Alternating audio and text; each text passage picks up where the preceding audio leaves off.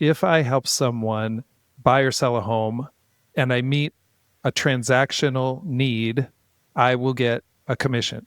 If I help someone meet an emotional need, I will earn an advocate. Hi, I'm Jules Wilhelm, and this is the EQ Effect, where we build emotional intelligence one skill at a time. If you're ready to have better conversations, stronger relationships, and more capacity to lead and live well, you're in the right place. Hey, Pat, thank you for being here. Jules, thank you for asking. I'm looking forward to this. So, can you share who you are, what you do, and why emotional intelligence is interesting to you? So, my name's Pat Roach. I live in the western suburbs of Chicago, and I am the president and co-founder of Southwestern Real Estate, which is a residential real estate brokerage. We started here in 2007, and just a little backup, Southwestern's kind of a strange name for the western suburbs of Chicago. Essentially, I was working for a corporation called Southwestern, headquartered in Nashville, Tennessee. I was introduced to them as a college kid, heard about this crazy summer job selling educational products door to door, 80 hours a week, away from home, straight commission, all the things that caused a lot of people to run away from it. And I was in enough need for income to pay for school and also skill development because I didn't think I would be able to get where I wanted to go just based on classical education. So I was drawn to the program and had a really grueling experience with it, but ended up having multiple successful summers in that program and paid for all of my college education from selling educational products door to door. It's an amazing company, isn't it? It's kind of like a crucible for people. They get what they came for in the money and the skill development, but they get a lot more that they weren't expecting. And my parents say to this day, it's the thing that grew me up as a young man into a man. And I could definitely agree with that statement. Because I saw so much value in it, when I graduated college, instead of going into teaching, which was my plan, I thought, I think I want to be a part of this company, recruit college students and help them have the kind of experience that I had. So I worked with them as a sales manager in a recruiting and training role for about another 7 years before the travel schedule got to be beyond where I wanted to be as a husband and a dad of some young kids. So I went to them to resign, and they said, how would you like to start a real estate company? Because a lot of the students from that program have had a lot of success in real estate. And they thought, why don't we just add a real estate company to our corporation? You could start it, and away we went. I didn't know anything about real estate, but I did know a lot about sales and recruiting and culture building. And today we have offices in 8 states. And I personally sell real estate here in the western suburbs. We've got an amazing team of people that I get a chance to lead and work with. And it's kind of a dream come true to have an opportunity to start a business partnered with somebody that you trust and to be able to grow and have mentorship along the way. And as a part of being a growing person, you came along and said, hey, here's some things that I'm doing with some executives. I wonder if this would be a good fit for you. And then that was the beginning. So when you think about emotional intelligence before you and I started working together, what did you think? For some people, being a real estate agent and dealing with the emotions of a real estate transaction, which are many. Yes. For a lot of people, that would be overwhelming. But because I had several years of selling door to door, that is a different kind of grueling. And what I had been trained was what I think you taught me is referred to as emotional regulation. Regulation, yeah. Mm-hmm. And I kind of thought of, so my connection with my emotions was very much about how can I control what I'm feeling right now to be able to do my job and keep moving forward. And a lot of that had to do with denying what I was actually feeling, distracting myself in a way that I could trick myself into continuing to put the next foot in front of the other. Now, there's a value to that, but yes. But that's kind of how I was used to interacting with my emotions. If you had asked me before this, what do I think emotional intelligence is? I would have said it's your ability to read another person, or it's your ability to read a room. Like I can attune with the person in front of me or what's going on around me, but it was mostly in I don't want to paint with too broad a brush, but it was mostly a self-serving skill. Like if I can read this person, I know how to sell what I need to sell in a way that's going to connect with them. And so we can have a successful outcome. So Mm, I would have thought of emotional intelligence much more as a self-serving tool to read other people. okay. So, first of all, I do want to validate that the things you learned in the Southwestern training world are super valuable. They're just not the complete picture. Right. And also your humility in sort of saying, I kind of learned it so that I could get what I needed or help my transaction move forward. And to be fair, that's a very important thing to learn. And when we started working together, what did you learn that was different? Like what happens now when you think of EQ? Well, how would you describe it now?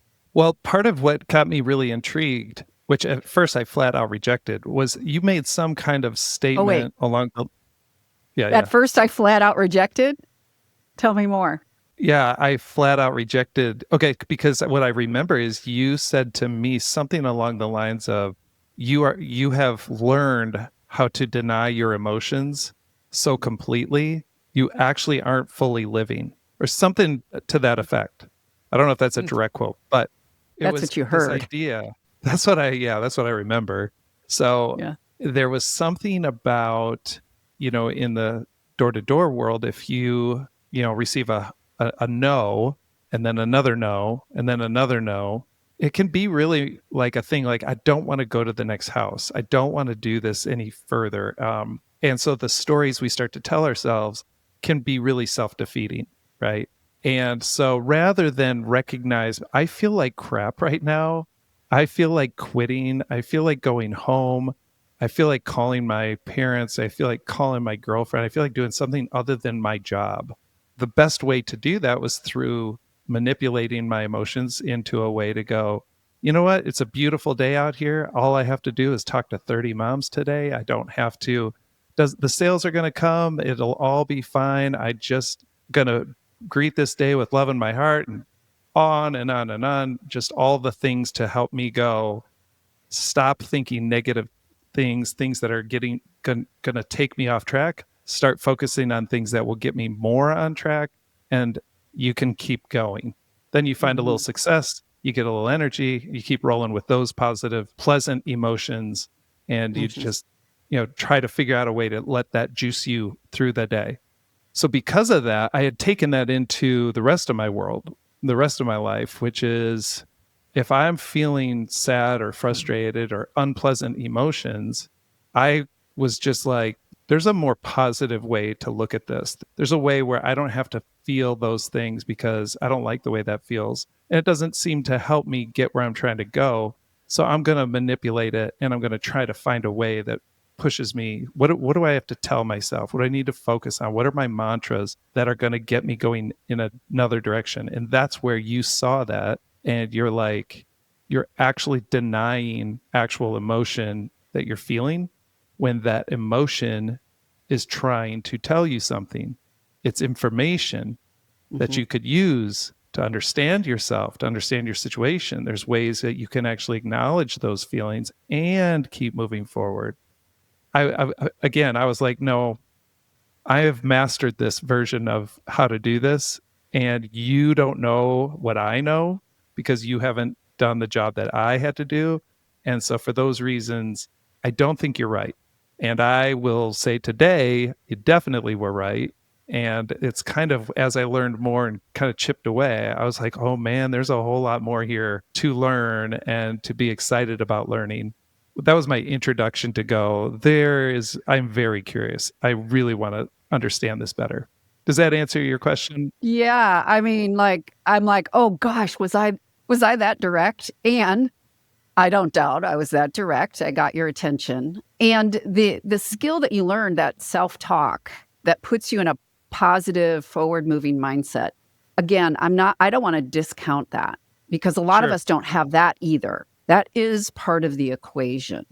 As a therapist, I focused in the other direction. My first part of my career was always about let's move the pain through the pain and let's process that. And it's actually only in my later part of life that I learned about the mantras and the imagining things forward and making it good no matter what. Now, so again, it's always about being like well-rounded and finding those places Mhm. where we don't have the stronger muscles and just deciding to work on them or not. So you clearly have had EQ most of your life. You're pleasant, you're fun. Even before I trained with you, you led a great company, but you somehow were able to be humble enough and say there might be something I'm missing. What were some of the things you might have run into that once we had this conversation that said, "Huh, I'm good." Like people, I know how to do most of this. And I would say most people, when I say Pat Roach has been in my programs, all 3 programs I've ever done for years, they're like, "Pat, he needed that?" And so there's this misconception that people have like somehow if you need EQ, there's something broken or wrong with you. And so I think Sure. there is a bit of humility that it requires to say, I'm willing to learn this. But anyway, so the couple questions in there. What is your response to any of those? Well, I think it's because we were in a context where it wasn't just a one-off conversation. We were in a year-long course that Hmm. we would meet for a full day once a month, and then in between you would meet and we'd do some coaching. And what was interesting is that you were coaching me from an EQ perspective. Mm, So a lot of what you would force me to do, as I would bring certain business challenges, certain personal challenges into those coaching conversations, you were able to help me go, let's talk about how did that make you feel? Not how did you fix it, not how did you get past it, but how did that make you feel? And, I had a pretty limited vocabulary in terms of recognizing feelings. It was kind of like mad, sad, happy, maybe a few others. But you were able to kind of go, here, let's actually dive into expanding your language. Let's look at some emotions on a piece of paper and let's take a look at this. And when you're describing the event that just happened to you, what were some of the emotions you were feeling and what are you carrying with you right now? And as I would identify those and kind of sync and really kind of get in touch with what am I feeling? Where am I at? That happened then. And what am I still carrying with me now? And as you were showing me, this is your body's way of explaining that this happened to you. mm, You were injured in this event and your body is telling you you got injured. You're trying to mm, pretend like you're not injured because you think you got past it. And all of a sudden I was like, oh, that's really interesting. So basically, by you coaching me with some of the EQ principles and methods, I was pretty amazed at what I could figure out. Not only figure out, but then I could go, oh, I actually, yeah, I don't know if you want me to get in this, but this concept of name it and tame it, yeah. if I could actually name the emotion I was feeling and sit with that for literally make a minute or two, I could actually process through it and come out the other side and go, oh, I got past it. I got through it. And I didn't have to just do a bunch of positive self talk to get there. And it actually dealt with the root issue as opposed to pretending that that wasn't a problem or whatever. So as I experienced that from you, I came away with two different things. One was, oh, that's a very different thing than what I was doing. And I'm not sure how she did that, but I want to learn how to do that. And the second Okay. thing was that I was like, I feel like she's my friend. I felt like a bond of friendship that I was like, that felt like you really cared about me in a way that's different than a normal business conversation. And I put it selfishly here, retention, hanging Mm, on to our best mm, people, no matter what business we're in, hanging on to our best people is one of the biggest challenges of business. It's the thing to this day that makes me hate being in business is when I lose somebody that I've invested in and cared for and helped them succeed, and then they veer off, which is not an indictment on their character. It is simply a reality of business. It happens, and that's okay. People have agency to make the choices they want to make in life. And people do tend to want to stick around and work where they feel cared for. Yeah. And the kind of conversations you were teaching me to have, I was like, man, if I could learn how to do that, I think other people would feel towards me the way that I was feeling towards you. And that would be really good for relationships, as just doing life as, business partners or whatever the dynamic might be. And to be able to go, there's more about doing business than just making an income. Income is super, super important, but sharing life in a way that builds each other up is just as important. And that's a culture piece that I was like, I really want to learn that.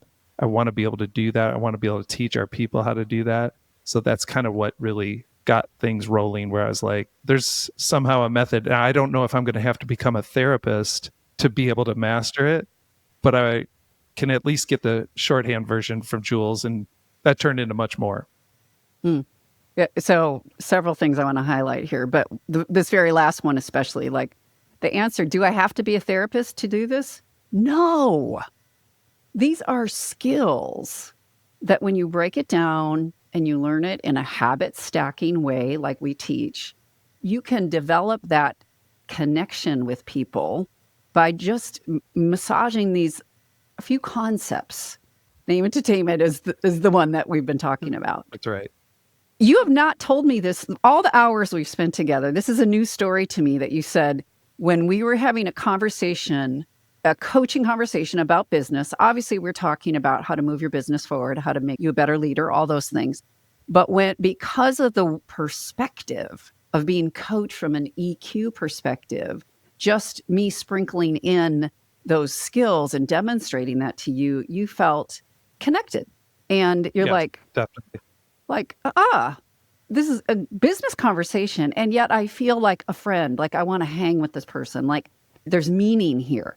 And we Yeah. don't have to be like best friends or go vacation with all the people that we work with.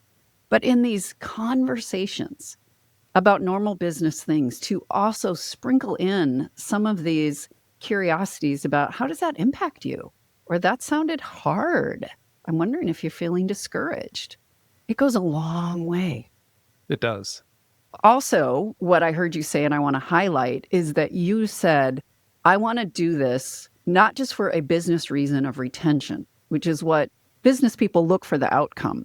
Like, how is this going to, if I, invest in a coach or training in emotional intelligence, what's going to be the business outcome? And I am curious about that. Like, if you do have some business outcomes, but also I want to note that it really is about culture, and that you're like, this is the missing or a missing piece. It's not the everything you need. Of course, you need, a interesting package, you need training, you need, camaraderie. But this piece with you and your supervisor is a linchpin in retention.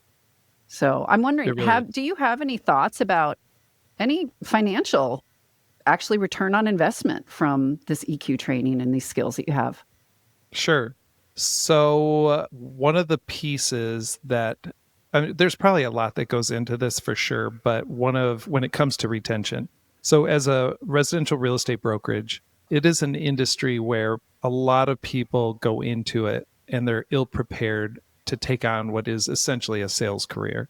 So, a lot of people, they go, oh, I like HGTV. That looks pretty fun and kind of easy, and big checks at the end of every day, and that's awesome. That's not how it is?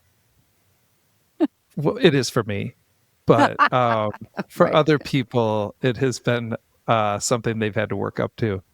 And what I would say is, if you look at the numbers nationally, 86% of people who get a real estate license will be out of the business in a year and a half.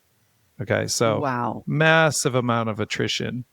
And what's really cool is that at our company, we have had quite the inverse of that.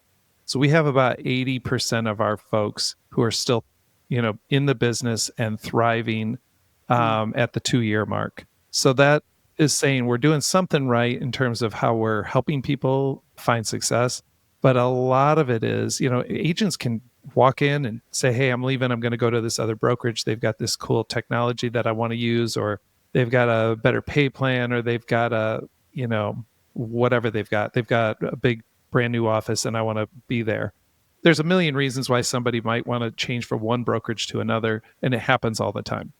I think that when people receive those recruiting calls, when people look around and go, what does everybody else have? What are my other options? I think in people's hearts, they have to know, okay, it'd be cool to have that. And I don't really have all of those things here, but I think I have the keys to my success. And that is people who know how to get me from where I am to where I'm going, and they care about whether I get there or not. And they're going to journey with me. Now, for people to know that in their heart and go, I can go without some of the other, shiny toys that I think I need or want. I can forego those things because of relationship. And so I think the more that we can actually use EQ to help people break through and process and learn it as a life behavior, that's Mhm. changing lives. Yeah. And if that's what we do here while we're so-called selling real estate, like that's a pretty good tandem. I have watched you lead. I've been at several of your kickoffs. I've been training your team for several years now, coming to annual events and doing some refreshers on these skills.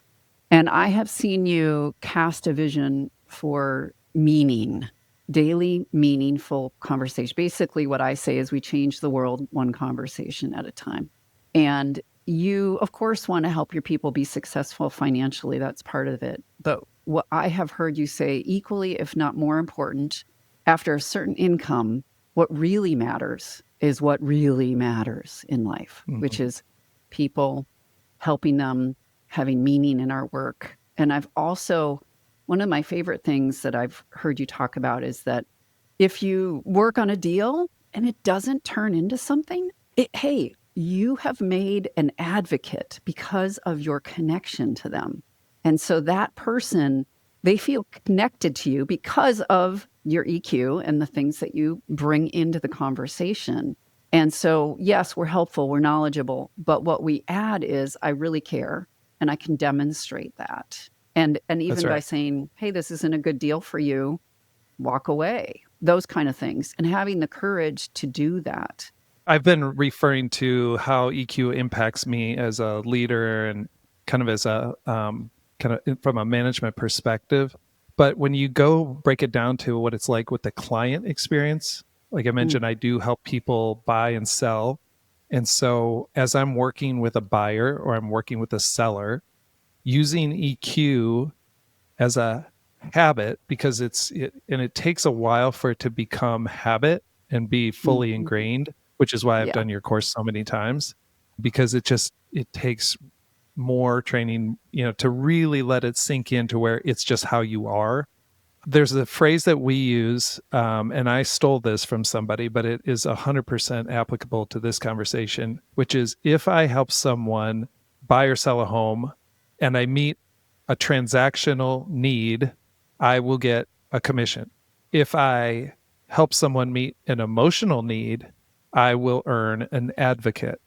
So that person who then goes and is an extension of my sales force, where that person now, it's, you think about how most people pick a realtor, they happen to mention it and one of their friends is like, hey, do you have a realtor? Because if you don't, I've got somebody that'd be great. People who have had a transactional need met, they'll hear about a friend who needs to buy or sell a piece of real estate, and they might throw a name in, but they might wait. And the person goes, "Wait, do you guys know any good real estate agents around here?" And if they worked with somebody who met a transactional need, they'll be like, "Yeah, we worked with so and so. It was fine. They know what they're doing. Yeah, if you want, I can give you their number." I'd probably work with them again, but if somebody did the same thing, helped them do that transaction, but was also tied into meeting their emotional needs and helping them process their emotions, Hmm. That person is like, oh, you're thinking about buying? Oh my gosh, wait a second. Do you have a realtor? Oh my gosh. If you don't, I have the perfect person.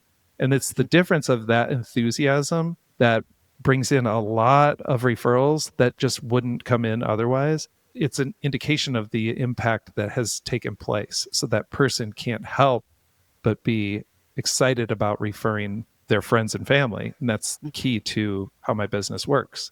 Yeah, I'm thinking about this and I'm thinking, gosh, it applies to my senior living companies that I work with. They're like, if you're looking for a place for your loved one, it applies to any contractor or electrician or anyone else I've ever had. Like they can do a fine job, they can do a good job. And it's really, I refer to them because of the relationship and the feeling I have when they're around. Like contractors, I like having them in my house. I feel safe with my kids there. I can step out and I don't worry about it. Like it is really kind of a template for many, many, many. Even my house decorator, I went to like a JC Licht years ago. And I was like on a really tight budget, but I wanted some things. And she's like, what about wallpaper? I mean, I spent hours going through wallpaper with her. And at the end, I chose one. She's like, so what does your gut say? And I'm like, my gut says, it's just too much. It's too expensive. And she's like, well, we got to trust your gut. We spent hours. And she was just like, well, let's Wow. go back to the paint color. Let's get excited about the paint color, which was a lot less expensive. And I was like, she earned my trust forever.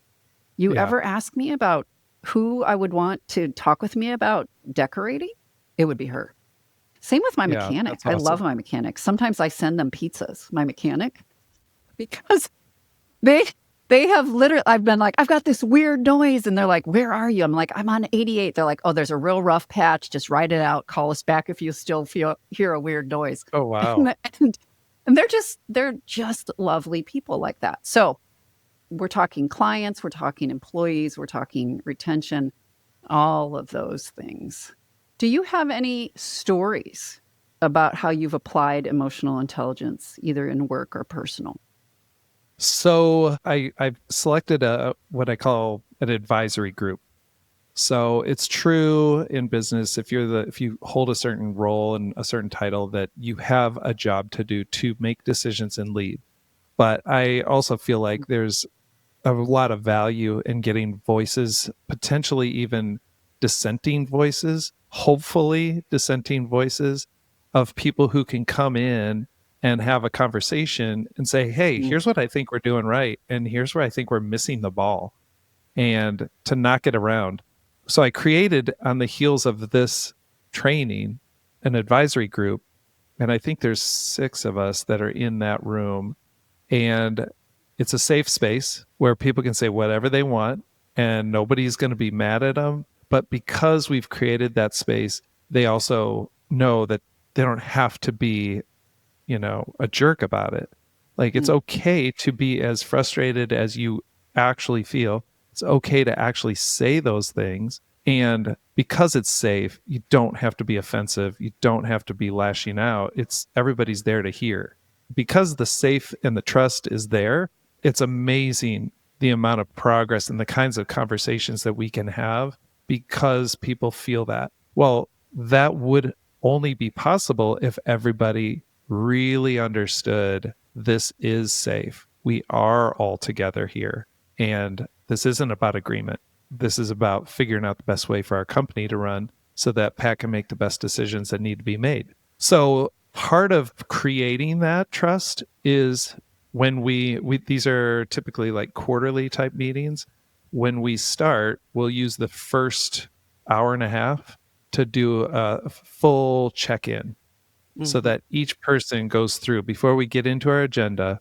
Each person goes around and does a full check-in, and where we will literally get out one of those sheets that lists off various emotions, and I walk people through. So, okay, since the last quarter, since we seen each other, think through where are you at, what are you bringing into this meeting today, what's happened that may have impacted you, and what you're bringing today.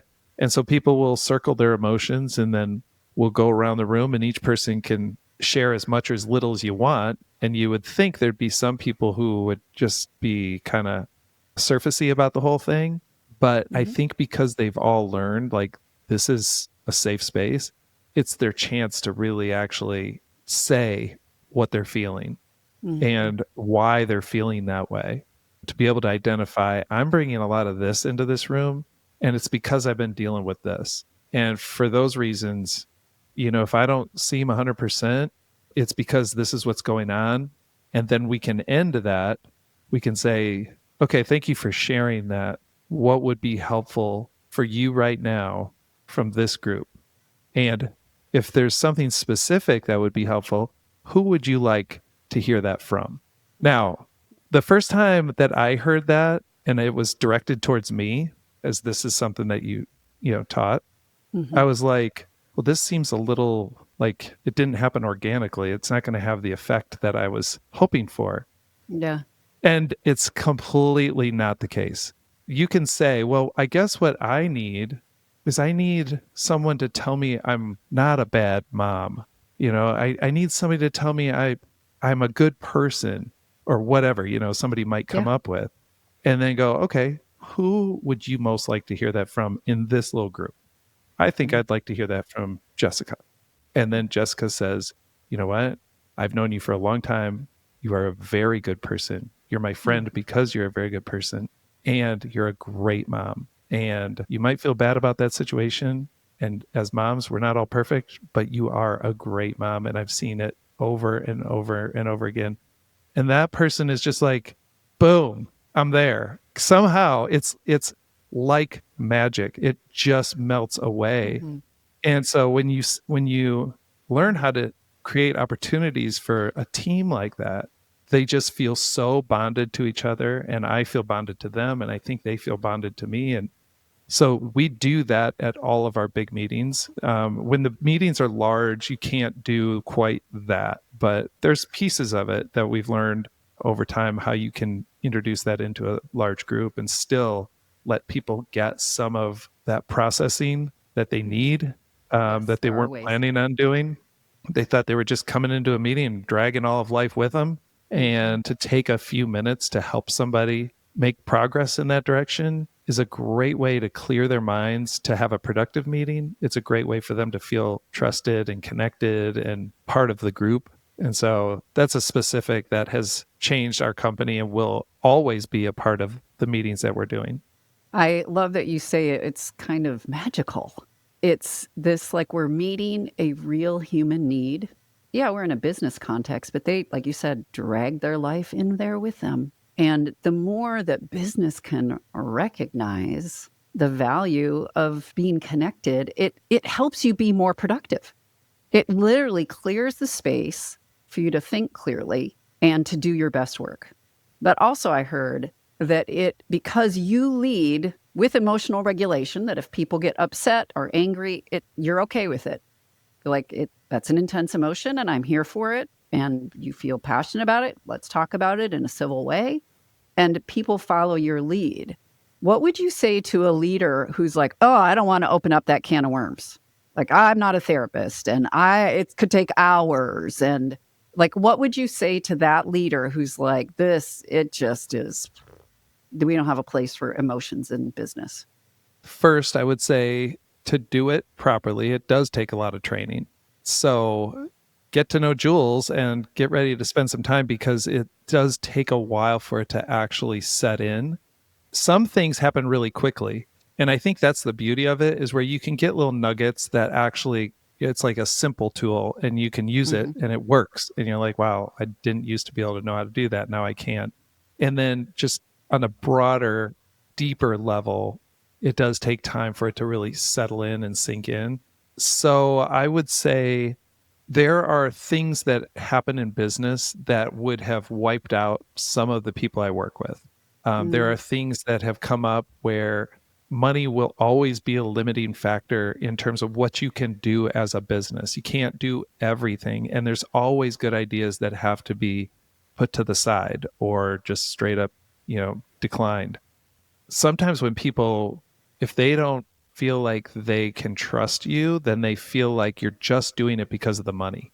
But if they're brought into that process, then I think they can go, oh, yeah, that's something that we talked about. I used to feel like that was a 10 of importance. And now I recognize we actually don't even need it. Mm. That's possible if people feel this kind of connection. Whereas other times people just go, hey, you know what? We're not going to, if you don't use EQ, oftentimes people can just walk away from conversations going, they don't get it. I need to look for a new place to work. And that's where I think there's probably an untold amount of situations where people who currently work with me could have Mm. easily left, but the spaces have been created for these conversations to be effective at a deeper level. And they are regular practices now. That's right. And people have come to expect that, to know that this is part of our culture. Do you ever have people resist? Be like, oh, Um, I think when it's new to people, they don't know really what to expect or how to go there. So it just hmm takes a time or two. And asking some good questions, can sometimes open people up. And the people are just aren't used to, like, if if you have certain meetings and an opinion that maybe isn't even a super helpful opinion gets put on the floor, and somebody feels passionately about it and their emotions are high, to have space where it's like, what you'll see is other people around the table want to rebut that. They'll want to go, yeah, but you're not thinking of this, and yeah, but and that person isn't actually, they're not done. And what you've kind of demonstrated is, hey, you don't have to fix him. You don't have to try to fix the thing. Let him say everything he wants to say. Let him process all this stuff. And then we can talk about it at the end, but we don't have to fix each other. We can just let those things be processed as a group. Sometimes, as we'll do even a check in, when you say somebody check who, in, you mean like an emotional check in? yeah, so somebody's like, Yeah. yeah, here's what I'm bringing into this meeting because this is what's gone on in my life. And, and I just keep running into this problem over and over. And what you'll find is the group who, before they get trained, the natural reaction is to go, hey, can I just say something real quick? Could I say something to Joe over here? Because, like, I've been through that and I can tell you how to fix it. And I can, Mm. what you need to do. And then all of a sudden we're fixing Joe. And that isn't really the point of that. Like, Joe's not going to process his emotion if somebody's telling him how to fix his problem. Okay. Mhm. Joe needs to process his emotion. Mhm. Then down the road, we can talk Mhm. about other solutions. But in those moments, what is cool is to learn to, like, for me to see it in myself, where it's like, oh wait, I see people trying to. I know how to do this because I've watched Jules do this enough. Hey, that's okay. We don't have to go there yet. Let's let Joe keep talking. Yeah, but I know, but let's just let Joe keep talking. Joe, go ahead, keep going. And Mhm. then when Joe thinks he's done, is there anything else around that? Because here's what I heard. Is there anything else? And then Joe's like, yeah, actually, it's this, and this. And they'll rephrase the same thing in a different way. And it's Mhm. just their brain and their emotions are starting to kind of process a thing from different angles. And since the group has learned how to do that, now we're creating space when somebody's processing, that they know this isn't fixing time, this Mhm. is processing time. And Mhm. what is really cool is how that has helped me become a better listener with my wife, with my kids, with friends, acquaintances, clients. When you start to do this training and you start hearing people use emotion words, and you can go repeat the emotion word back to them and then just let them go with it. And you just know in your mind, like, you just know, like, I don't have to say anything else here. They don't need me to fix this. My contribution to them is to help them identify with their emotions and what's going on. You can see people break down and start crying, or, Mhm. hugging you or laughing or whatever. And it's like, Mhm. if they didn't need the fix, they probably knew what the fix was anyway. They just were Yeah. stuck emotionally. And Yes. that's where it's such a gift to give that to somebody. If I Yes. don't have to fix them, I have to help them process. It is a gift, Pat, and the world is so hungry for it. I mean, I say this when I'm teaching on stage. It is better than Xanax, and it's free. And for you to give that gift to other people, it literally changes the way their brain is functioning and clears the space for them to see themselves, to hear themselves, and most of the time resolve it without a quote unquote solution. It simply is the process of being with another human being. And often in a business, even in a business check-in, when we do like a lightning round, I say, did you get some of what you needed? Yeah, like, yeah, we only talked for 3 minutes, but that's really all I needed. Now I feel Hmm. heard and seen. I'm ready to go. It is Exactly. so good. And as you know, my mission is to teach as many people in the world as possible. I have my 1.1 million 1.1 extravagant million. goal. 1.1 million people. I want Do it. to get these skills from my EQ roadmap. So I'd like to just highlight the roadmap for another 15 minutes, if that's okay with you. Do it. And what I like to do is offer my guests an opportunity for me to give you the gift of walking through the EQ roadmap. And I'm just going to lay the steps out and then we'll just see what happens. We know it's never linear, but there are several places on this that we might touch. So getting on the EQ roadmap always has to do with awareness. Like, oh, we don't have to talk about business activities. We don't have to talk about how to get things done. Something emotional is happening here. And my thing, a relational problem needs a relational solution. And so it's getting the shift, like I'm going to get curious and get on my roadmap, which literally is this little map that we have steps to. So I want to know what's below the waterline. And I think about an iceberg. And above the waterline is just what I see, which is Pat looking at me, being happy. But below the waterline are emotions and experiences and things that are not being revealed until I make it a safe enough place and use my skills to help to be curious about it. Then the first step we call name it to tame it, where I'm looking for emotions. And the tool that we use is the feeling sheet, also called the sachet sheet. And we're just looking to be curious about them a couple times. We'll just stay with the emotion. I'd say there's 3 magical times if we can be curious 3 times. One of the skills in there that often comes up is tell me more, which opens up opportunity to keep exploring that emotion. And then we go to identifying what might be helpful. We call it an EQ support need. Like what kind of support would be helpful? And then I have a chart for that. And then we check in. Have we processed completely and gone through it? So you ready to just give it a few minutes on the roadmap and demonstrate Sure. that for people? So Sure. usually I say, is anything on your mind or sort of taking up space inside of you that you just would like to process today? Okay, so I actually have a fairly normal week of work right now, and the year is going well. So it's not like I have a whole lot of stress around. Are the numbers going to come out the way that we want them to? Things seem to be moving in the right direction, but it's there's a sense within me. We just had a person quit recently who was a real up and comer that I was putting high hopes on and really feeling like very close to. So that was a hard hit. And I understand his reasons for going.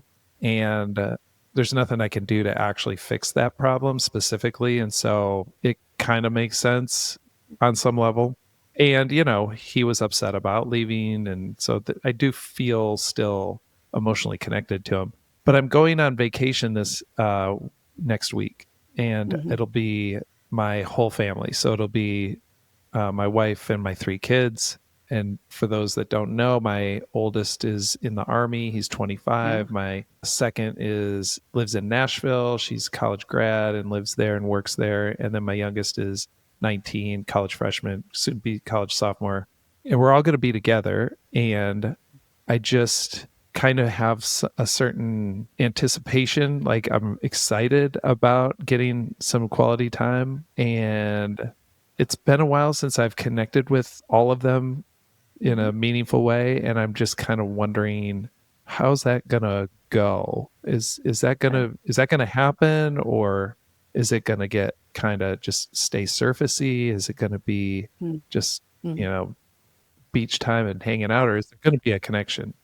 I'm going to do a sorting here, just kind of curious. So we've got 2 big packages on the table that we could unwrap. One is the experience of having someone leave and the grief and the disappointment and the process around that. And then the other is anticipating being with your family. And I'm not sure if there's a bridge between the two of those or if one or the other would be more, which one would be more fruitful for you to kind of dive into for a while? Probably the guy who left. I Okay. think that Okay. is, I had stronger emotions about that, and just kind Mhm. of, again, I think I mentioned earlier, it's like when you have somebody who has he came to us with specific needs of trying to build his career, and we helped him do that, and he's catching his stride, and it's really catching his stride in a way where it's like, this is everything we've been working for, and he loves us and we love him, and then to realize that he's working in a market where he's all by himself, and he's like, I love you guys, and it makes me super sad to leave. I feel connected to you, and we see each other like 8 times a year, Yeah. and I need to be around people every day.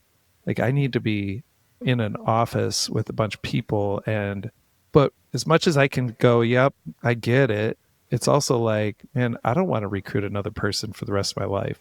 Like, it Mhm. feels like that. Mhm. Because you're like, why would I just keep pouring into people who can just leave? Mhm. So Um, it's like a even when level it's of like a success story.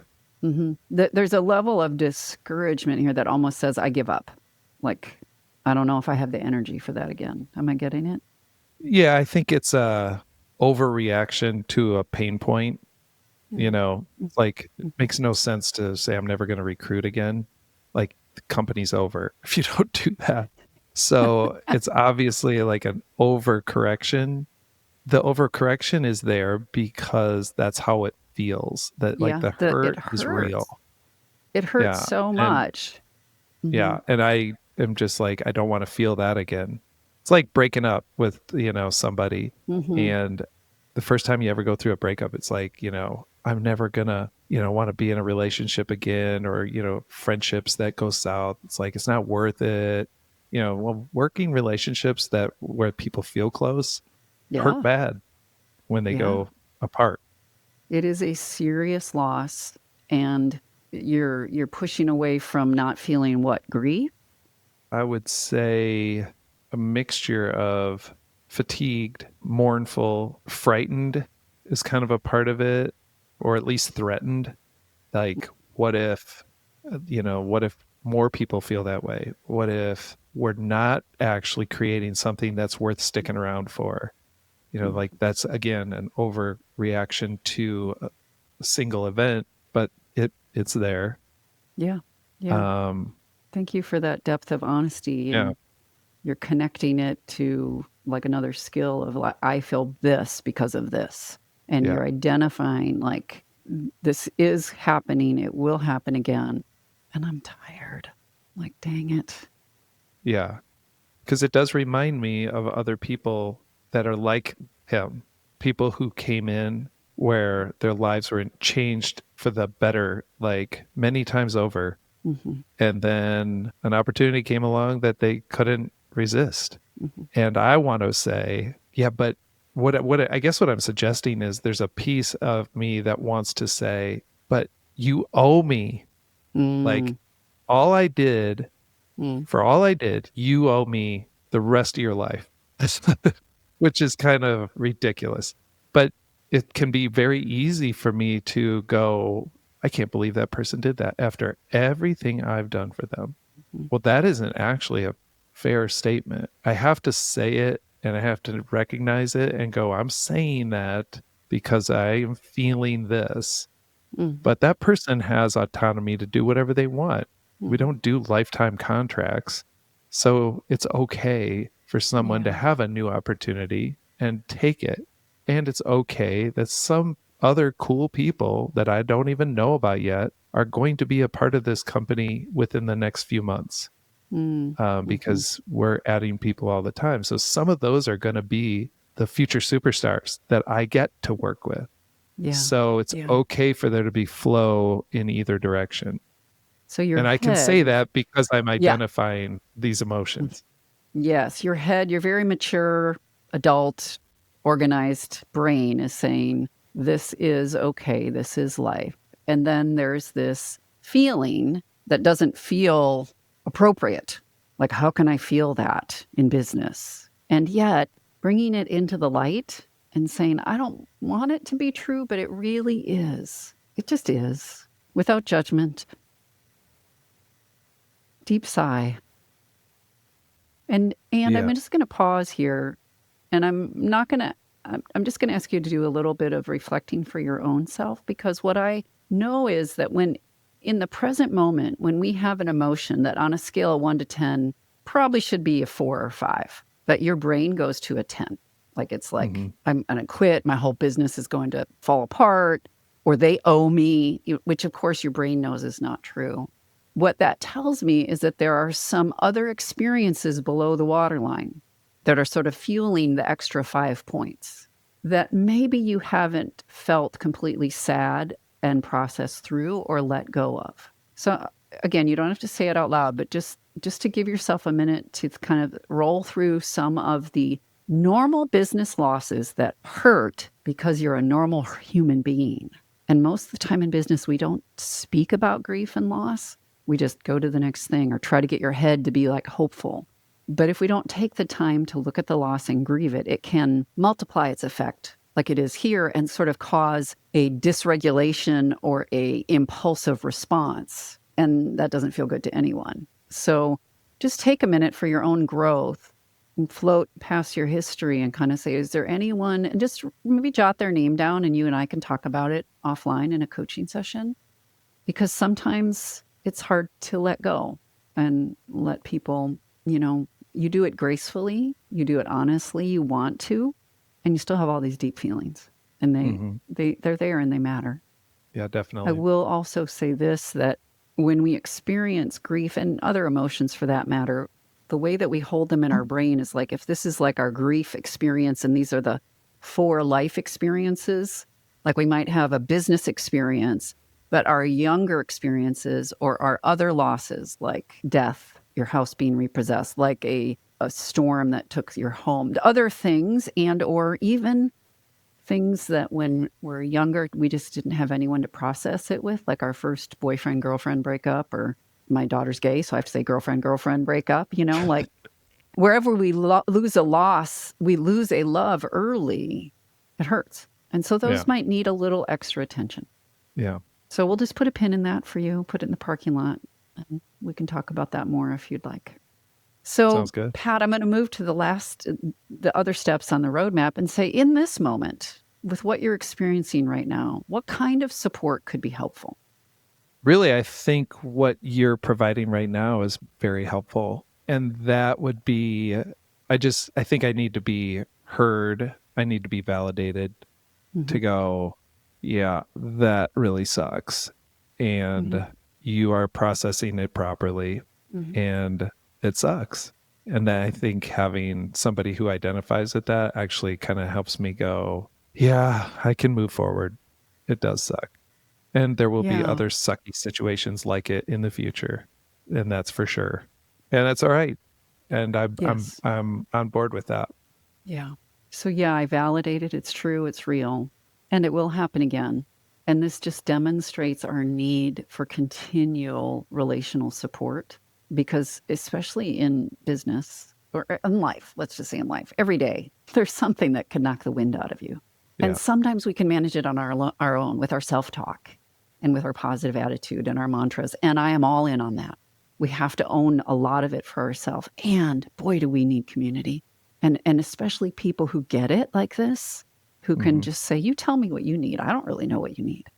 So I can also identify as a business owner when I would train people as a therapist, they would come to me and be like, I want to work with you. I want to learn your model. I want to sort of sit with you and learn how you do it and absorb what you do. And then they would, and then they'd go start their own practice because it's difficult actually to make a living if it's not your own practice. Just financially, Hmm. it makes sense. But it took me a couple of rounds to be like, okay, I'm hiring you because you're a B plus, and you could be an A. And then when you get to be an A, you're going to fly away. Yeah, pretty much. Yep. So there we are, my friend. Thank you so much Yeah. for Thank you, Jules. everything, for being on the podcast, for traveling with me, for giving me ideas and celebrating, and for being my friend. I really, really appreciate you. Thank you. I feel the same. Emotional intelligence isn't something you're born with, my friends. It's something you build. If today's episode helped you even take one step forward, please subscribe, share, and join me next time as we make the world a better place, one conversation at a time. And for more resources on how to develop your EQ muscle, go to my website, juleswilhelm.com. If you have a question about EQ you'd like me to answer on the show, email me at jules@juleswilhelm.com.